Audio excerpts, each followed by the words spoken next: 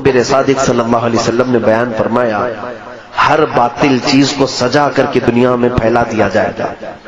آج اس مشن پر سب سے زیادہ کام ہو رہا ہے۔ میں آپ کو اب یہ بات بتاؤں گا کہ مولانا آپ یہ دجال کے متعلق کہہ رہے ہیں کہ دجال کے آنے سے پہلے یہ ساری چیزیں ہوں گی، لیکن کون کر رہا ہے؟ میں یہ بھی بتا دوں، دجال کے آنے کا جتنا ہمیں خوف ہے، ہمیں ڈر ہے کہ نہیں ہے؟ حضور نے فرمایا کہ اس کے فتنے سے ڈرو کہ وہ بہت بڑا فتنہ ہے، کتنوں کو بے ایمان کر دے گا، کافر بنا ڈالے گا۔ میں ابھی شروع میں یہ بات کہا نا، ہم پتہ نہیں ہمارے سامنے چھوٹی بڑی چیزیں اچھمبے والی ہوتی ہیں تو ہم دل دے بیٹھتے ہیں لوگوں کے پیچھے۔ دیکھتے نہیں کتنے ایسے ڈھکوسلے پیروں کے پیچھے پھر رہے ہیں۔ اچھے پیروں کی بات نہیں کر رہا ہوں، ہمارے علاقے میں بہت سارے ایسے ہیں ساؤتھ سائڈ میں جو ایک وقت کی نماز نہیں پڑھتے، عورتوں سے اپنے جسموں کی مالش کرواتے ہیں، ان کے ہزاروں مریدین ہیں۔ ایک بابا ہے، اس کو دودھ سے لوگ نہلاتے ہیں، عورتیں نہلاتی ہیں، اس نے تو اپنے گھر کے سامنے کعبہ تک بنا ڈالا ہے، کعبہ تک بنا ڈالا ہے۔ کیوں ان کے پیچھے پبلک ہے؟ میں نے پوچھا کہ تم پاگل ہو، مسلمان ہو، سامنے وہ شرک کر رہا ہے اس کے پیچھے پڑے ہو؟ کہا نہیں تمہیں معلوم نہیں بابا کے چمتکار کیا کیا ہے۔ کہا کیا دکھاتا ہے یہ نظر بندی کرتا ہے، جادو کرتا ہے، لوگوں کے پیٹ میں سے سوئیاں نکالتا ہے، لوگوں کے پیٹ میں سے بلیڈ نکالتا ہے، اور کہتے ہیں ہم نے تو کبھی نہ سوئی کھائی نہ بلیڈ کھائی، لیکن بابا جب کہہ کر آتے ہیں تو سوئی بھی نکلتی ہے، بلیڈ بھی نکلتی ہے۔ کہا یہ تو نظر بندی ہے، شعبدہ بازی ہے، جادوگری ہے۔ اور اس کو دیکھ کر کے وہ لوگ اس کے فریفتہ ہو گئے بابا کے۔ اسی دن مجھے یہ بات یاد آئی، اس بابا نے تو خالی اتنا ہی دکھایا، جب دجال بارش برسا کے دکھا دے گا، سبزہ اگا کر کے دکھا دے گا، تب تو یہ قوم تو اس کو اللہ ہی کہنے لگ جائے گی، اس کو تو خدا مان بیٹھے گی۔ اسی لیے دجال پوری دنیا کا سب سے بڑا فتنہ ہے جو حضور نے فرمایا۔ اب اندازہ کیجئے آپ، رسول کریم صلی اللہ تعالی علیہ وسلم جس کے فتنے سے پناہ مانگتے ہوں، وہ فتنہ کتنا بڑا ہوگا۔ نبی آخر الزمان صلی اللہ علیہ وسلم خود دعا کرتے تھے، اے اللہ مجھے دجال کے فتنے سے بچا، وہ کتنا بڑا فتنہ ہوگا۔ اس لیے ہم لوگوں کو ہلکے میں نہیں لینا ہے اس کو۔ اچھا میں جو بات کہہ رہا تھا، ہم جتنا اس کے فتنے سے ڈرتے ہیں، دنیا میں ایک قوم ایسی ہے جو اس کا شدت سے انتظار کر رہے ہیں۔ دجال کو وہ بہت زیادہ چاہتے ہیں، بہت زیادہ محبت کرتے ہیں، اور اس کے آنے کے لیے جانے کیا کیا کر رہے ہیں۔ ہم ڈر رہے ہیں نا، ہم تو اس کے فتنے سے ڈرے۔ دنیا میں ایک قوم ہے جو دجال کے آنے کا انتظار کر رہی ہے، وہ یہودی قوم ہے، جیوز جو ہیں، یہودی اسرائیلی۔ میں اس کو کھل کر کے بول رہا ہوں۔ ایک بات مجھے معلوم ہے، میرے استاد مصر میں انہوں نے بتایا بھی تھا کہ یہودی اس وقت دنیا میں اتنے منصوبے بناتے ہیں، اور ان کے خلاف جو بولتا ہے اس کو یا تو مار ڈالتے ہیں، یا اس کے خلاف ایسی سازشیں رچتے ہیں کہ وہ بند ہو جائے، قید ہو جائے، یا تو پھر اسے خرید لیتے ہیں۔ یہ تو میں تقریباً 10 سال سے بول رہا ہوں۔ مجھے اس بات کا خوف نہیں ہے، جس وقت تک اللہ نے زبان رکھی ہے میں امت محمدیہ کو حضور کی امانت سپرد کر کے رہوں گا۔ جب اللہ کو منظور ہو وہ میری زبان بند کرا دے، اور رب تبارک و تعالیٰ کے چاہے بغیر کچھ نہیں ہوتا۔ اس بات کو سن کر کے چلے۔ اگر کسی کو سننے میں اور محفل میں بیٹھنے سے ڈر لگتا ہے کہ یہ کوئی ہارر ٹاپک ہے، تو خدا حافظ کہہ سکتے ہیں، اپنے بستر پہ جا بھی سکتے ہیں، میری طرف سے کوئی زور زبردستی نہیں ہے بیٹھنے کی۔ لیکن اگر کسی کو کچھ نالج لینا ہے تو بیٹھ سکتے ہیں۔ دجال کے متعلق سب سے زیادہ اگر کسی کو انتظار ہے تو یہودیوں کا ہے، اسرائیل کو۔ اب ان کی کتابوں میں ان کے بڑے لوگوں نے لکھا ہے کہ دجال اس وقت تک نہیں آئے گا جب تک اسلام اور مسلمانوں کو رسول سے دور نہیں کر دیا جائے گا۔ سب سے اہم چیز ہے یہ۔ ان کو کیا چاہیے؟ دجال چاہیے۔ اور دجال کے آنے کے لیے دروازہ کیا ہے؟ پوری دنیا کے مسلمان اپنے نبی سے دور ہوں، کیونکہ دجال نے بھی اس حدیث میں نے بتایا نا، پوچھا نا تمیم داری سے کہ وہ آخری نبی آ گئے؟ تو انہوں نے کہا آ گئے۔ اس نے پوچھا کیا ان کی امت ان کی اطاعت کر رہی ہے؟ تو انہوں نے کہا اطاعت کر رہی ہے۔ تو دجال نے کیا کہا؟ ابھی میرے آنے کا وقت نہیں۔ اب ان کو دجال چاہیے، کیوں؟ یہ کہتے ہیں ہمارا وہ مسیحا ہے۔ دجال کے آنے کے لیے روزانہ صبح اور شام میں دعائیں ہوتی ہیں اسرائیل میں، روزانہ دعائیں ہوتی ہیں، اور وہ اس لیے دعا کرتے ہیں کہ وہ ہمارا مسیحا ہے، ہمیں تکلیفوں سے نجات دے گا، ہماری پوری دنیا میں حکومت قائم کرے گا، ہمیں موت سے بھی بچائے گا۔ ایک بات یہ بھی یاد رکھ لیں کہ دنیا میں سب سے زیادہ موت سے ڈرنے والی قوم یہودی ہے۔ وہ مرنا نہیں چاہتے کوئی بھی، وہ موت سے بہت ڈرتے ہیں۔ اسی لیے ان کا آپس میں جو ایک دوسرے کو سلام بھی جو کرتے ہیں نا، ہم السلام علیکم کہتے ہیں نا، ان کا سلام ہے ذی 1000 سال۔ فارسی میں یہ ہے ذی 1000 سال، تفسیر میں لکھا ہوا ہے یہودی آپس میں ایک دوسرے کو سلام بھی کرتے ہیں تو یوں کہتے ہیں جیو 1000 سال، جیو 1000 سال۔ قرآن میں پہلے پارے میں اللہ نے فرمایا ہے لو یعمر 1000 سنۃ وما هو بمزحزحہ، یعنی اگر ان کو 1000 سال کی عمر بھی دے دی جائے تب بھی وہ مرنا پسند نہیں کرتے۔ اور اللہ تعالیٰ نے ان کے رد میں جتنی آیتیں نازل فرمائی، یہ کہتے ہیں ہم اللہ کے بیٹے ہیں، ہم اللہ کے محبوب ہیں، پوری دنیا کیچڑ سے بنائی گئی ہے اور ہم کو جنت کی مٹی سے بنایا گیا ہے، پوری دنیا کو جانوروں کے پخانے سے زیادہ گندی چیز سے بنایا گیا ہے، اور ہم شعب اللہ المختار ہیں، اللہ کی پسندیدہ قوم ہے۔ کون کہتا ہے؟ یہود، جیوز۔ یہ ایک مٹھی بھر قوم ہے، انہوں نے جو عقیدے بنا رکھے ہیں وہ یہ ہے کہ دنیا کی سب سے افضل ترین قوم ہم ہیں، ہمارا ہی حق ہے دنیا میں، ہر چیز پر ہمارا قابو ہونا چاہیے، اقتدار ہمارا ہونا چاہیے۔ یہ قوم ایسی ہے، یہ پوری دنیا میں کہتے تھے وقالت الیہود نحن ابناء اللہ واحباؤہ، قرآن میں اللہ نے فرمایا یہ کہتے ہیں ہم اللہ کے بیٹے ہیں، ہم اللہ کے محبوب لوگ ہیں، سب سے زیادہ پیارے ہیں۔ تو اللہ نے ان کے رد میں آیت نازل فرمائی، جانتے ہیں اے محبوب ان کو کہہ دو، جو محبوب ہوتا ہے وہ محب سے ملنا چاہتا ہے کہ نہیں چاہتا؟ ملنا چاہتا ہے کہ نہیں؟ یہ کہہ رہے ہم اللہ کے محبوب ہیں، تو ان سے کہہ دے ذرا موت کی تمنا کریں تاکہ تمہارے محبوب سے مل لو۔ اور اللہ فرماتا وَلَن يَتَمَنَّوْهُ أَبَدًا، ہرگز یہ تمنا بھی نہیں کریں گے مرنے کی۔ جھوٹ بولتے ہیں، اللہ کے تم محبوب ہو تو پھر مرنے کی تمنا کیوں نہیں کرتے؟ جو محبوب ہوتا ہے وہ چاہتا ہے کب میں دنیا سے جاؤں میرے مولا سے ملاقات کروں۔ تو یہاں پر یہ قوم ایسی ہے جو مرنا نہیں چاہتی۔ جو امپورٹنٹ بات ہے وہ میں آپ کو بتا دوں، بہت زیادہ مسئلہ پھیلانے سے کوئی مطلب نہیں ہوگا، کل خلاصہ ملا کر کے میں آپ کو بتا دوں کہ دنیا میں اتنا اتھل پتل یہ کیوں مچائیں؟ سب کو اب تقریباً نوجوانوں کو معلوم ہو چکا ہے الومیناتی کیا ہے، فری میسن کیا ہے، اور پھر یہ جتنی ان کی تنظیمیں ہیں، خفیہ تنظیمیں، یہ کیا ہیں۔ سیکریٹ اب تو کچھ نہیں رہ گیا، یہ سب پورا ظاہر ہو گیا۔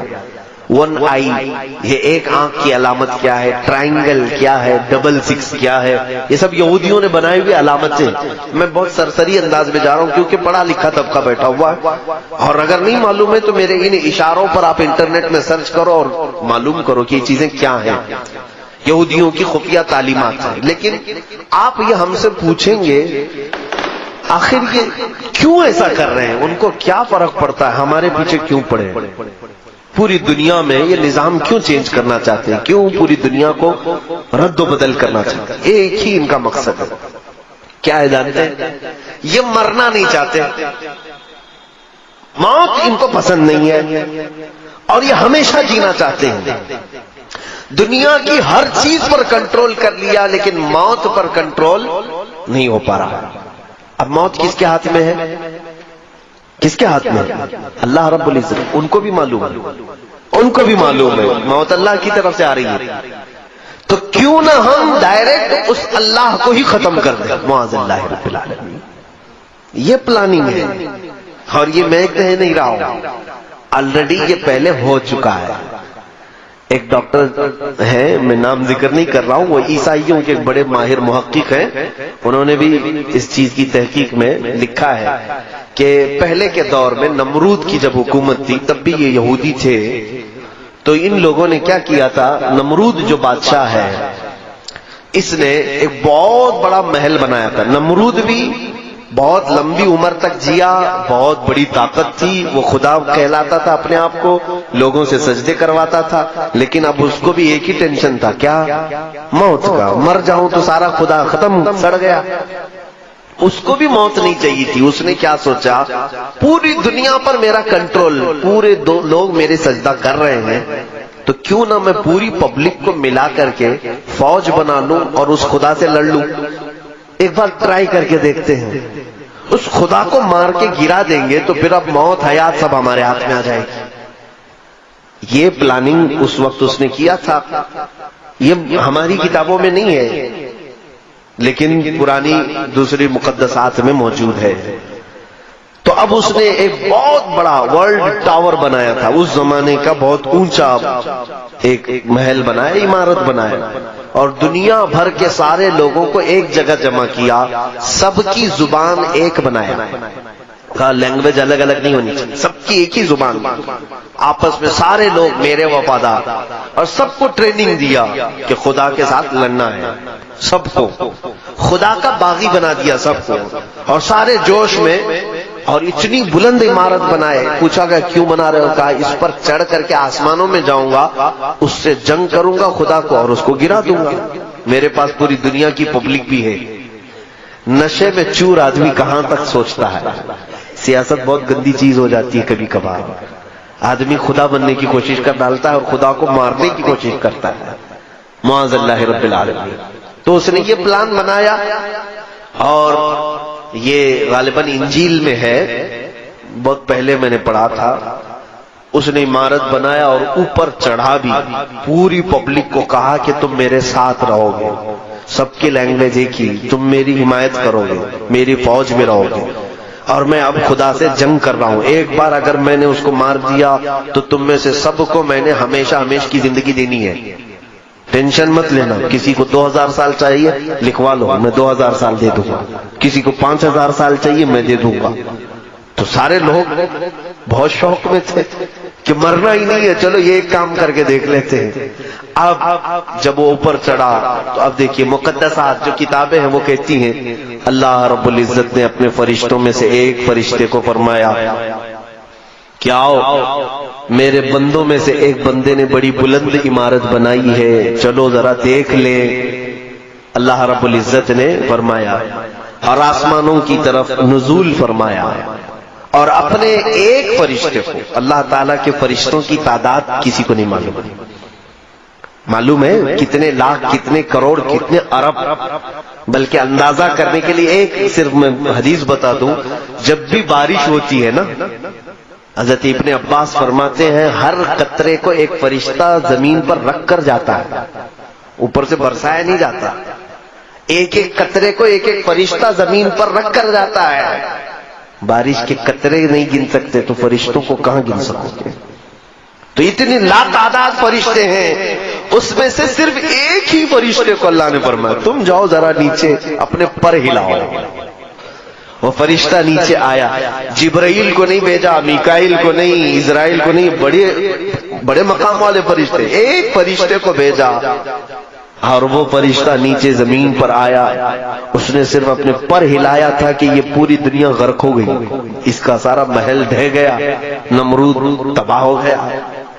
اور اس کے بعد پھر یہ جتنے لوگ بچے تھے، کچھ اکثر تو مر گئے، جتنے بچے تھے اللہ نے فرمایا ان کی سب کی زبان کو الگ کر دو. سب کی زبان ڈیوائیڈ کر دی گئی. اس کی زبان الگ، اس کی زبان الگ، اس کی زبان الگ. یہ بھی اللہ کی حکمتوں میں سے ہے کہ یہ پھر ایسی پلاننگ کرنے کے لیے سب جمع نہ ہو جائے، الگ الگ کر دی گئی. یہ دوسری کتابوں میں موجود ہے. تو یہ پلاننگ ان کے دماغ میں آج بھی چل رہی ہے. فلاپ تو ہوا تھا آئیڈیا پرانے زمانے کا. اب جو اسرائیل ہے، یہودی ہے، اور اسی مقدس کتاب میں یہ بھی لکھا گیا ہے کہ اے لوگوں دیکھنا قیامت کے قریب ایک بار اور اس طرح کی کوشش کی جائے گی. اب بات سمجھ میں آئی آپ کے؟ اس طرح پہلے خدا سے لڑنے کا ایک پلان کیا انہوں نے، فلاپ ہو گئے اور مار دیے گئے. اب ان کو جدید ٹیکنالوجی پر، نیو ٹیکنالوجی پر اتنا بھروسہ ہے، انہی مقدسات میں کہا گیا ہے دیکھنا قیامت سے قریب ایک بار اور یہ چیز کوشش کر لیں گے۔ اب مجھے یہی لگتا ہے، یہ حدیثوں میں تو ہے نہیں کہ یہ لوگ خدا سے لڑنے کے لیے کوشش کریں گے، لیکن ان کی کتابوں میں لکھا ہوا ہے، یہودیوں کی۔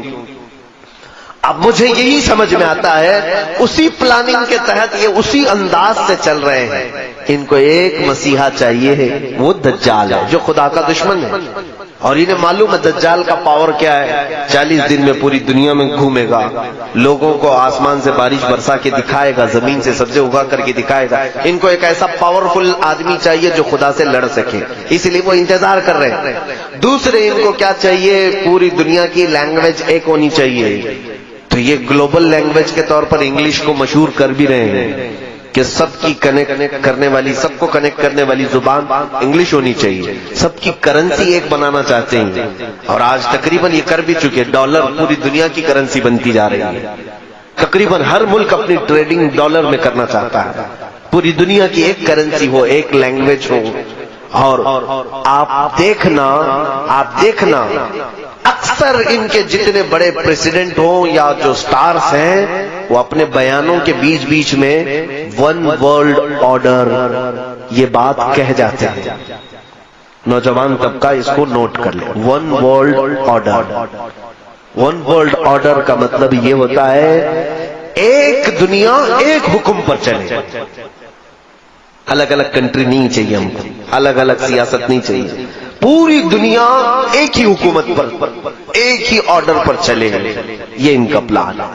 کیوں میاں، کیوں پوری دنیا کو ون ورلڈ آرڈر میں ڈال رہے ہیں آپ؟ وہی پلاننگ جو نمرود کر چکا تھا کہ خدا سے لڑنا ہے، پوری دنیا کو پھر سے جمع کرو، ساری ٹیکنالوجی جمع کرو، اسی لیے یہ اسپیس میں بھی بھیج رہے ہیں کہ جا کے دیکھ کر کیا ہے، سب تصویریں لے کے آئے کہاں خدا بیٹھتا ہے، معاذ اللہ رب العالمین۔ میرے عزیزو، میں ان ترقیات کے خلاف نہیں ہوں، اسپیس کے خلاف نہیں ہوں، میں چاند کے بارے میں گفتگو نہیں کر رہا ہوں، لیکن بعض محققین نے کہا کچھ لوگوں کی شرارت یہ ہے جیوز میں سے جو ہر نئی ٹیکنالوجی کو خدا کے خلاف سوچتے ہیں۔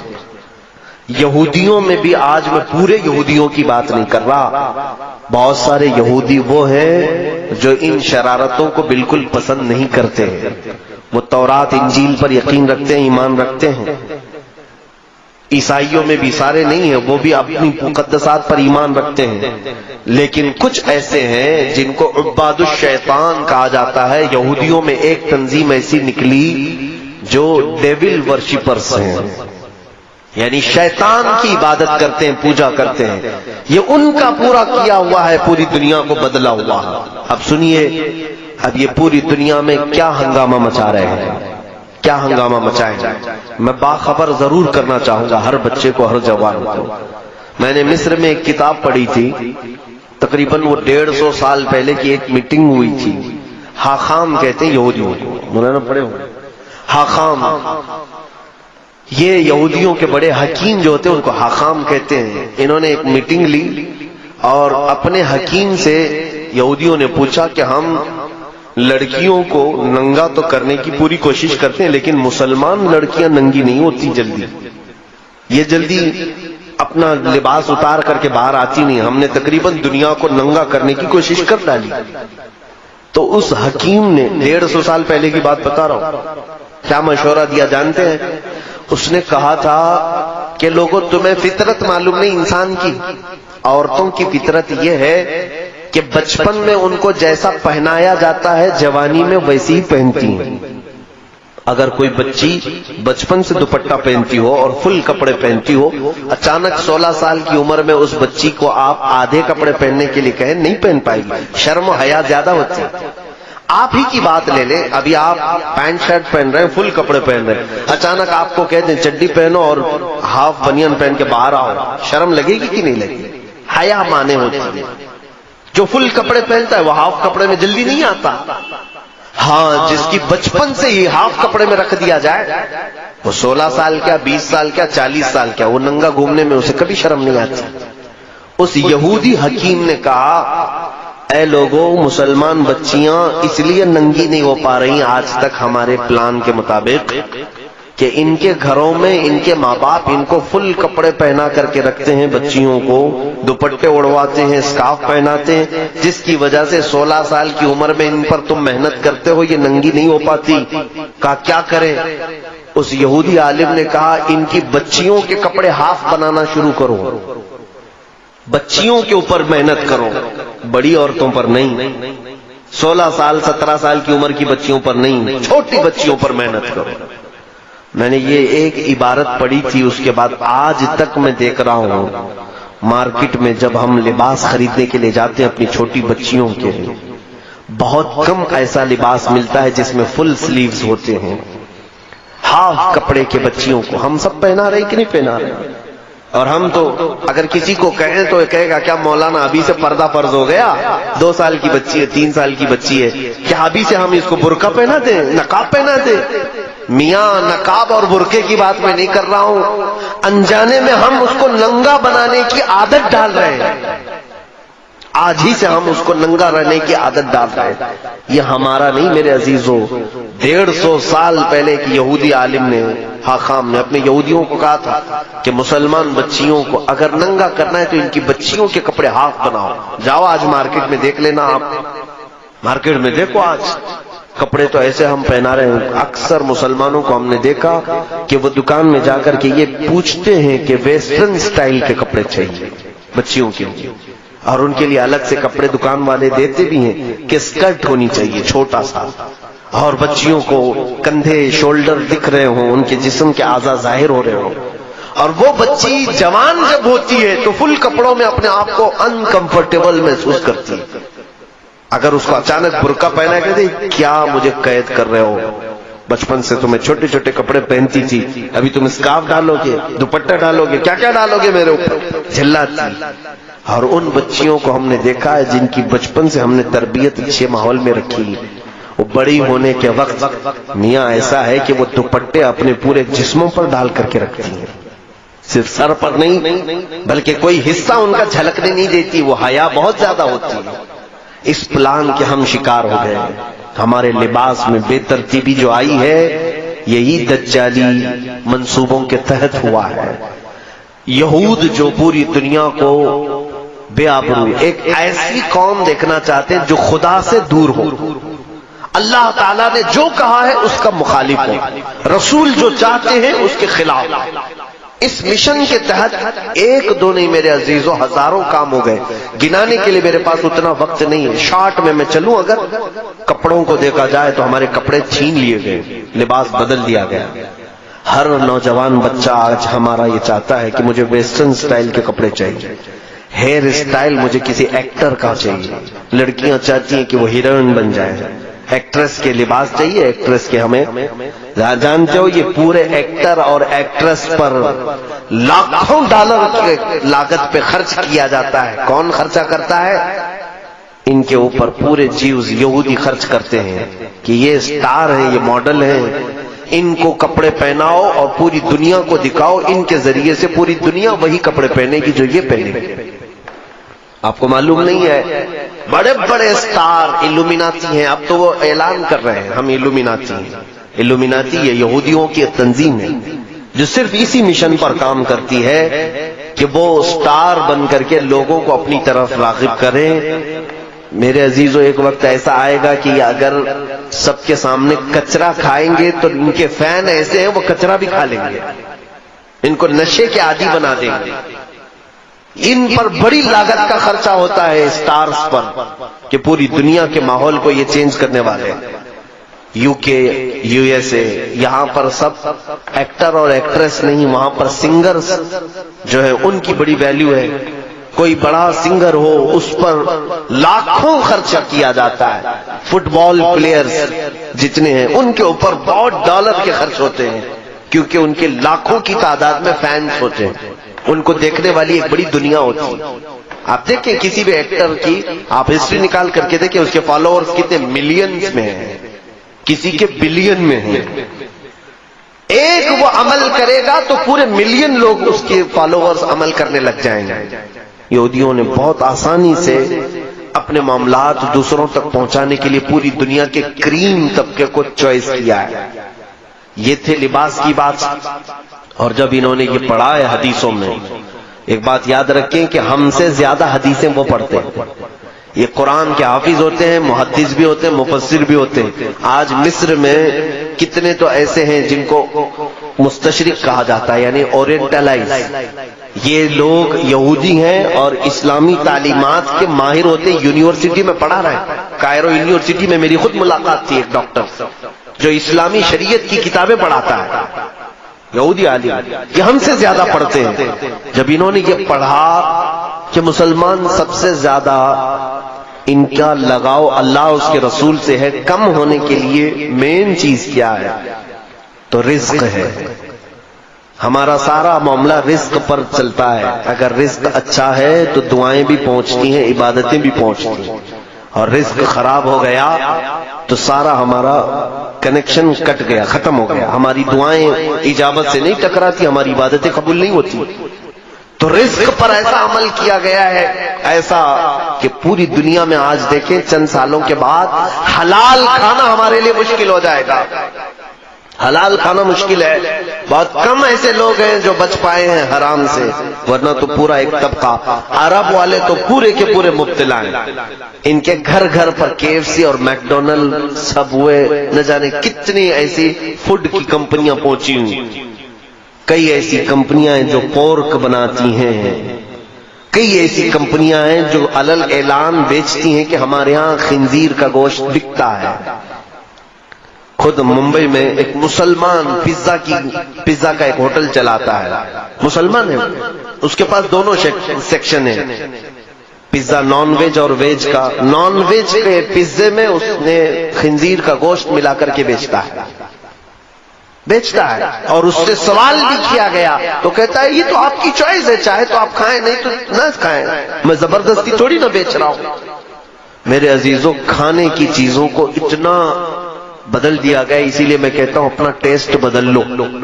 بہت زیادہ زبان کو لذتوں کا عادی مت بنانا، ورنہ حرام چلا جائے گا پیٹ میں.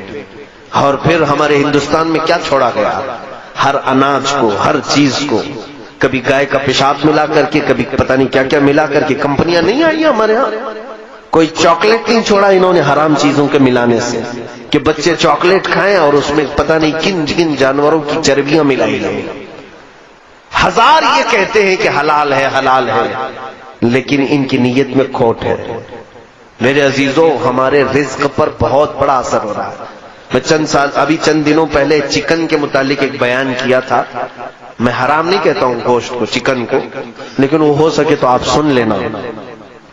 یہ جو برائلر چکن جو بنائی گئی ہے، یہ 1960 کی پیداوار ہے. اس سے پہلے یہ سفید مرغیاں تھی نہیں دنیا میں. یہ جو برائلر چکن آپ جو دیکھ رہے ہیں نا، یہ بعد میں ایجاد کی گئی ہے. اس کو بنایا گیا ہے کراسنگ کے ذریعے سے. اور اس کی فارمنگ جو ہوتی ہے، سیم فارمنگ خنزیر کی بھی ہوتی ہے. امریکہ میں سب سے زیادہ طلب جس گوشت کی ہے وہ خنزیر کی ہے، پگ کی. اور اس کو کھلا کر کے جتنی جلدی بڑا کیا جاتا ہے، کیونکہ اس کی مارکیٹ ہے وہاں پر، ان کو جلدی جلدی گوشت چاہیے. خنزیر بڑا نہیں ہوگا تو گوشت کیسے ملے گا؟ تو جلدی بڑا کرنے کے لیے خنزیر کو جو چیز کھلائی جاتی ہے، وہی انڈیا، پاکستان یا سب جگہ پر ان کے فیڈز میں، مرغیوں کے، چکن کے فیڈز میں وہی چیز کھلائی جاتی ہے جو خنزیر کو کھلاتے ہیں. اسی لیے تو یہاں مرغیاں 40 دن میں بڑی ہوتی ہیں. ہمارا خود بھی فارم ہے، میرے بھائی فارم چلاتے تھے مرغیوں کے، مجھے معلوم ہے 40 دن نہیں ہوتا کہ یہ مرغی 2 کلو کی ہو جاتی ہے. کیسے؟ آپ اپنے گھر میں پال کر کے دیکھیں، 6 مہینے میں بھی بچہ ہی دکھتی ہے. یہ حیرت سے بہت تیزی سے بڑھاتے. یہ میرا ٹاپک نہیں ہے، لیکن میں آپ کو کہہ رہا ہوں کہ ہماری غذا پر بہت زیادہ کوشش کی گئی ہے کہ حرام کی آمیزش ہو جائے، تاکہ ان کی دعائیں قبول نہ ہوں، ان کی عبادتیں قبول نہ ہوں، اور ان کا اللہ رب العزت سے جو قریبی تعلق ہے وہ ڈسکنیکٹ ہو جائے. اسی لیے آج ہم کثرت سے دعائیں مانگ رہے ہیں، اللہ کی رحمت مانگ رہے ہیں. ہمارے ساتھ کیا ہو رہا ہے؟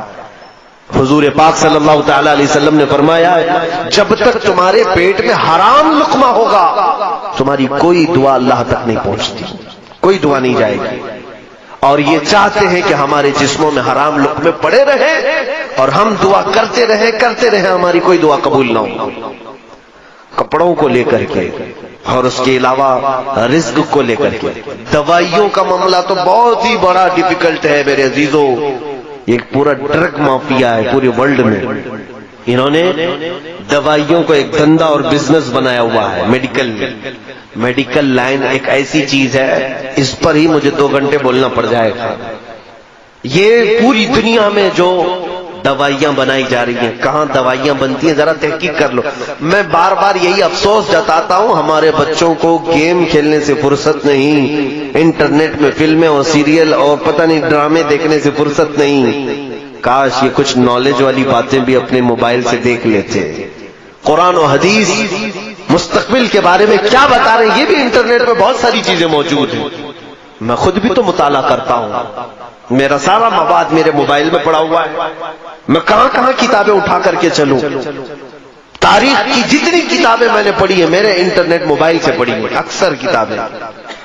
یہ ہمارا طبقہ کیوں نہیں پڑھتا آج؟ ہمارے نوجوان جو رات میں گیم کھیلنا شروع کرتے ہیں تو فجر ہو جاتی.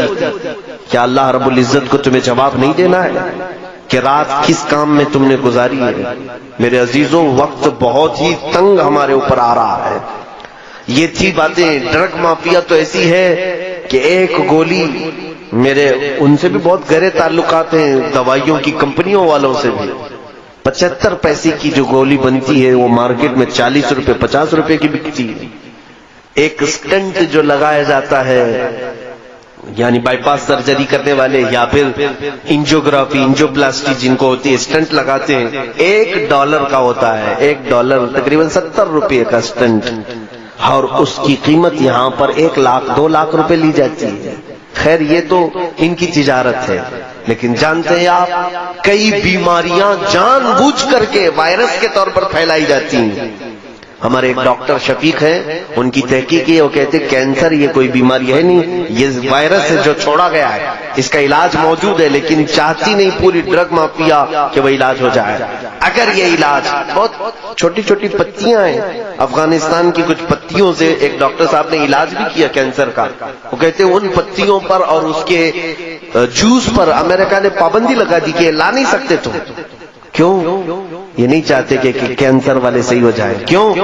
کینسر جتنا بڑھے گا اتنا مال ڈرگ مافیا کو پہنچے گا, اتنی زیادہ کروڑوں نہیں اربوں کی تجارت ہے یہ. میرے عزیزوں, پوری دنیا میں گولڈ پر قبضہ اگر کسی کا ہے تو انہی کا ہے. سنا ایک لفظ پر آپ توجہ دیں, آپ کو میں بتاتا ہوں. ان کو کیا کہتے ہیں یہودیوں کو؟ انگلش میں کیا کہتے ہیں معلوم ہوگا نا آپ کو, جیوز.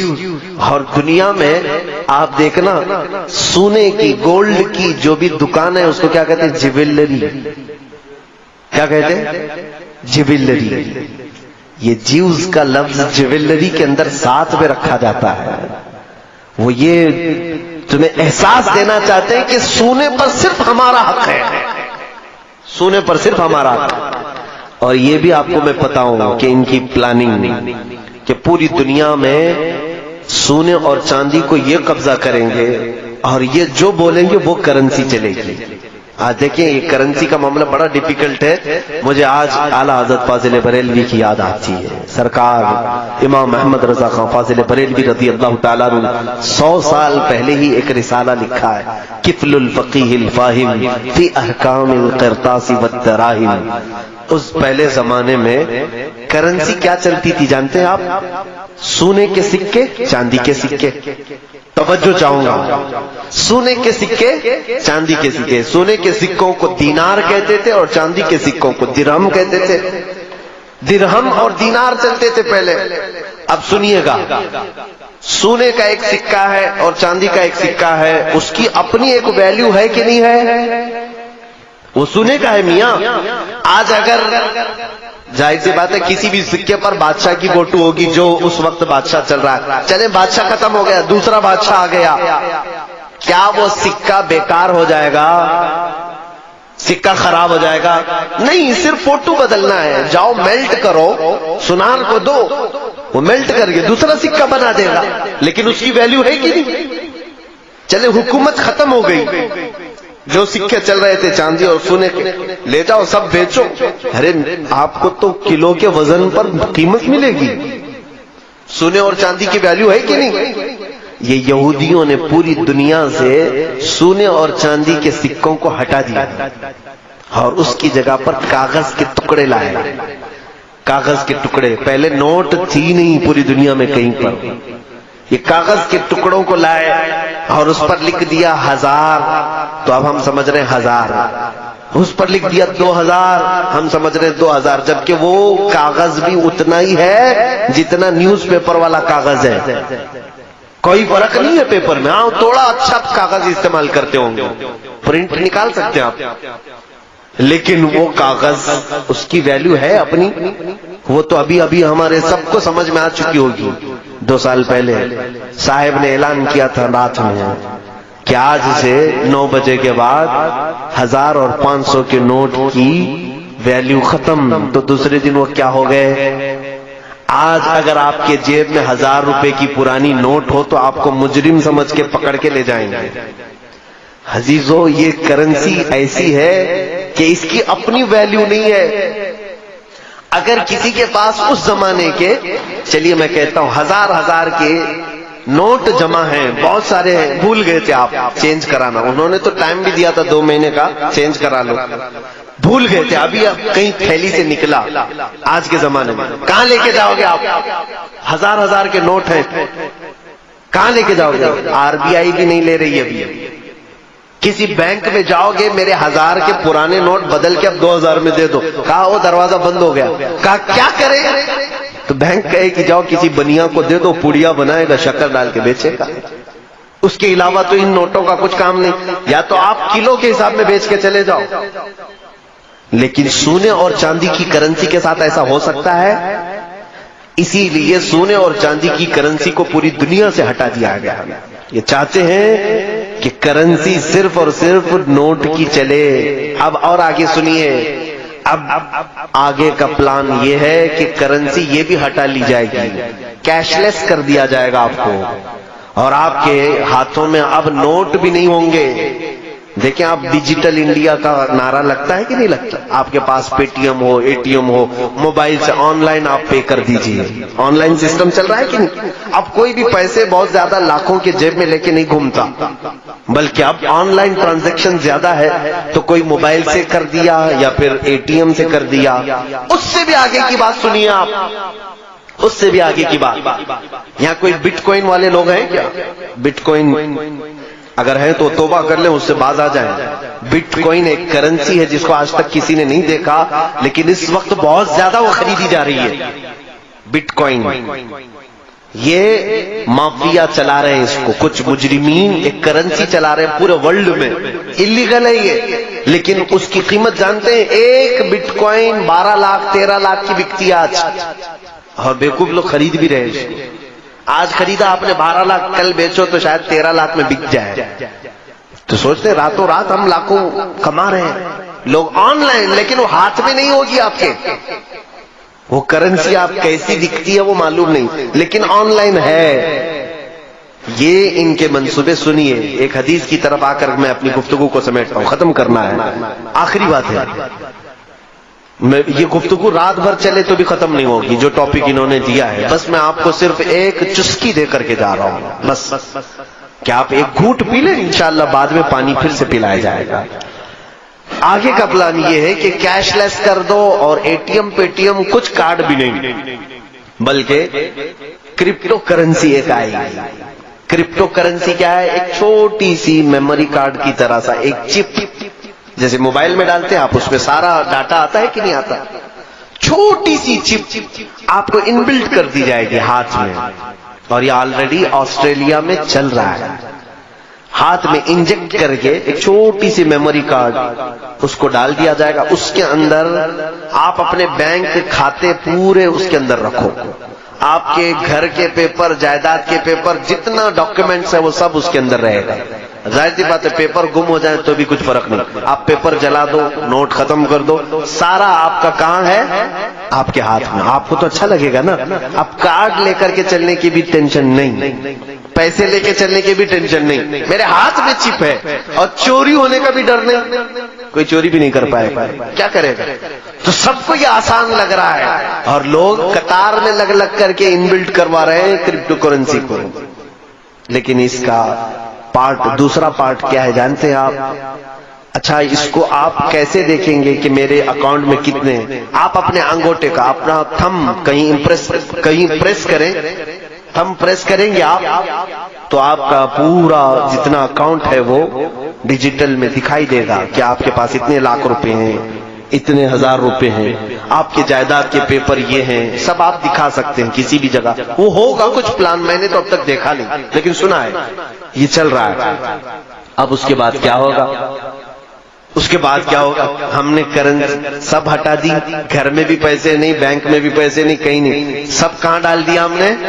اس چھوٹے سے چپ میں ڈالا ہے. لیکن وہ ویلیوبل ہے, دنیا اس کو کہے گی تم کو دکان میں کچھ خریدنا ہے تو جاؤ تھمب لگاؤ, 1000 روپے کے سامان خرید کر کے لاؤ. ابھی کل ہی ہم جا رہے تھے, دھورا جا رہے تھے, ہم نے دیکھا جس کار میں ہم بیٹھے ہوئے ہیں کار پر ایک چھوٹی سی وہ چپ لگائی تھی, ٹول ناکے سے کار گزری, اچانک اس کا گیٹ اٹھ گیا. یہ جدید ٹیکنالوجی ہے. دبئی میں تو بہت پہلے سے چل رہا ہے کہ آپ ٹول میں کھڑے ہو کر کے پیسے بھرنا, جو چھٹے واپس لینا ضروری نہیں, 3 مہینے بھر کا شاید ریفل ہوتا ہے, ایک چھوٹی سی چپ دیتے ہیں, یہ کار کے سامنے والے گلاس پر آپ لگائیں, جب بھی آپ کو ٹول کے اندر سے جانا ہے اور اچانک گیٹ اٹھ جائیں گے, واپس آنا ہے, دن میں گھومتے رہو. یہ آپ کے بریلی میں کل میں نے دیکھا ہے کہ نہیں ہے, چپ لگ رہی. تو اس کا مطلب ہوا جو ٹول لینے والے تھے ان کی سب چھٹی ہو گئی, پیسے لینے والے بھی نہیں, دینے والے بھی نہیں, سب پیسہ اس چپ میں آیا ہے. اچھا, یہی سسٹم ہمارے ہاتھ میں آ جائے تو آپ کو سمجھے گا اور اچھا ہے. جہاں جہاں پیٹرول ڈالنا ہے ہم ہاتھ کو لگا دیں گے, پیٹرول آ جائے گا. ڈاکٹر کو پیسے دینا ہے وہاں پر بھی ہم اپنا تھم پریس کر دیں گے, اس کو جتنی بل ہے اس میں سے نکل کے چلی جائے گی. آسان آسان, یہ جو میں بتا رہے ہیں آسان. جب تم سب آسانی میں آ جاؤ گے, پوچھو آپ خود سے کہ حضرت یہ چلتا کس سے ہے؟ ظاہر سی بات ہے, چپ میرے اندر پڑی ہوئی ہے, میں پریس کرتا ہوں, میرا اکاؤنٹ کیسے دکھے گا؟ کیسے دکھے گا؟ میں یہی کہوں گا کہ یہ سارا انٹرنیٹ سے چلے گا. کیسے چلے گا؟ انٹرنیٹ سے چلے گا. اے میرے عزیز, تمہیں یہی ہوش سنبھالنا چاہیے. دوسرا سوال تم یہی کرو کہ اگر انٹرنیٹ بند ہو گیا تو کیا ہوگا؟ اور انٹرنیٹ نہ میرے ہاتھ میں نہ تمہارے ہاتھ میں, سارا ان کے ہاتھ میں ہے. انٹرنیٹ یہ جس وقت چاہیں بند کر دے. جس وقت انٹرنیٹ بند ہوا وہ تمہاری چپ تو وہیں پڑی ہوئی ہے, سامان والے کے پاس جاؤ گے انگلی گھستے رہو, کچھ نہیں نظر آئے گا, کیونکہ انٹرنیٹ سے چلتا ہے. آج بھی آن لائن ٹرانزیکشن کا جو نقصان کشمیر میں ہوا, ان کشمیریوں سے پوچھو, 1 مہینے تک ان کا نیٹ بند رکھا گیا تو ان کے ٹرانزیکشن سب پورے کے پورے وہی سے ٹھپ پڑ گئے. جو آن لائن کرتے تھے کاروبار ان کا سب ٹھپ پڑا ہوا ہے, کیونکہ نیٹ ہی نہیں چل رہا ہے. تو کیسے کریں گے؟ پیسہ تو اکاؤنٹ میں ہے لیکن وہ دیکھ نہیں سکتے. میرے موبائل میں ایپ ہے, ایپلیکیشن بینک کا, میں ڈائریکٹ کھول کر کے دیکھ سکتا ہوں کہ میرے اکاؤنٹ میں کتنے پیسے ہیں. لیکن میرے عزیزوں, کب دیکھ سکتا ہوں؟ جب میرے موبائل میں انٹرنیٹ اوپن ہے تو. اگر انٹرنیٹ بند ہے تو میں موبائل لے کر کے دن بھر پھروں, مجھے پتا نہیں ہوگا میری بینک میں کتنے پیسے ہیں. صحیح بات ہے کہ نہیں ہے؟ تو آپ کو ڈیجیٹل لائف میں لایا جائے گا, اور کرپٹو کرنسی کے نام پر ایک وقت ایسا آئے گا. وہ حدیث کی طرف میں لے چلتا ہوں. میرے آقا صلی اللہ علیہ وسلم نے فرمایا کہ میری امت پر ایک وقت ایسا آئے گا کہ لوگ قحط میں پڑ جائیں گے, بھوک مری کے شکار ہو جائیں گے, یہاں تک کہ وہ غریبی اور مفلسی میں ایک دوسرے کا گوشت کھانے کی کوشش کریں گے, ایک دوسرے کا خون پینے کی کوشش کریں گے. کیسے؟ یہ وقت آئے گا جب آپ خرید نہیں سکتے, بیچ نہیں سکتے, کچھ نہیں کر سکتے. گھر میں بھوکا تو نہیں مرے گا آدمی, ساری چیزیں ختم کر دی جائیں گی. تب پھر آدمی ایک دوسرے پر جھپٹ پڑے گا. قتل کرنے کی کوشش کرے گا، انسان کا گوشت کھانے کی کوشش کرے گا، ان تمام چیزوں کی طرف اگر کوئی لانے کی کوشش کر رہا ہے تو یہی دجالی جو تنظیمیں ہیں۔ میرے عزیزوں، یہ ٹاپک چھوٹا نہیں ہے، بہت طویل ہے، پھر کسی دوسرے وقت پر میں ضرور حاضر ہو کر عرض کرنے کی کوشش کروں گا۔ جو کچھ بیان ہوا وہ آغاز باب تھا، آج یہ کہنا مناسب ہوگا، جو کچھ بھی بیان ہوا وہ آغاز باب تھا، لیکن میں انٹلیکچوئل طبقے کو یہ ضرور کہنا چاہوں گا، تم الرٹ رہو، تم حدیثوں کو پڑھو۔ اللہ کے نبی صلی اللہ تعالی علیہ وسلم نے ہر بڑے حادثے سے تمہیں پہلے ہی بتا دیا ہے کہ کیا ہونا ہے، لیکن صرف حادثے نہیں بتائے کہ قیامت آ جائے گی، دجال آ جائے گا، یاجوج ماجوج آ جائیں گے، بلکہ حدیثوں میں تم یہ پڑھو حضور نے ان سے بچنے کے طریقے بھی بتائے ہیں۔ یہ میرے آقا کی شان ہے، جہاں حادثوں کی خبر دی وہی میرے آقا نے یہ بھی بتایا کہ تم اپنے آپ کو کیسے بچا پاؤ گے۔ جیسے کہ ایک حدیث ملتی ہے کہ حضور صلی اللہ تعالی علیہ وسلم نے فرمایا قیامت کے قریب تم دیکھو گے انگلیوں کے پور سے لوگ گناہ کریں گے، انگلیوں کے پور سے، شاید اس زمانے کے لوگ جانتے بھی نہیں ہوں گے انگلیوں کے پور سے گناہ کیسے ہو سکتا ہے۔ آج ہم دیکھ رہے ہیں سارا گناہ ٹچ اسکرین سے ہوتا ہے کہ نہیں ہوتا ہے، ٹچ اسکرین سے ہماری انگلیوں کا یہ پور سامنے کا حصہ، یہی تو موبائل پر ٹچ ہوتا ہے۔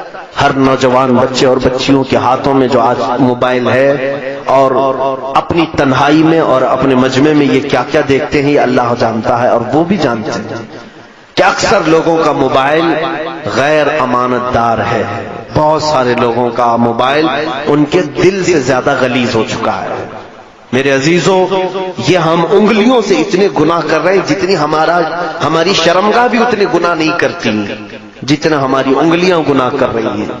جتنی مرتبہ تم نامحرم عورتوں پر ٹچ کرتے جاؤ گے اتنے زنا کی گناہ بڑھتے جائیں گے، کیونکہ حدیث میں ہے العین تزنی، آنکھ بھی زنا کرتی ہے، انگلی بھی زنا کرتی ہے، پتہ نہیں ہماری انگلیاں کتنی بار زنا کرتی ہیں۔ تو حضور نے جو فرمایا تھا کہ تم دیکھنا انگلیوں کے پور سے گناہ کیا جائے گا، میں یہی تو کہہ رہا تھا کہ حضور نے ڈرایا ہے آنے والی چیزوں سے تو علاج بھی بتایا ہے۔ صحابہ نے پوچھا یا رسول اللہ صلی اللہ علیہ وسلم جب انگلیوں کے پور سے گناہ ہونے لگے تب ہم کیا کریں؟ سنو ہم سب کے لیے، اے بچوں جوانوں سب لوگ،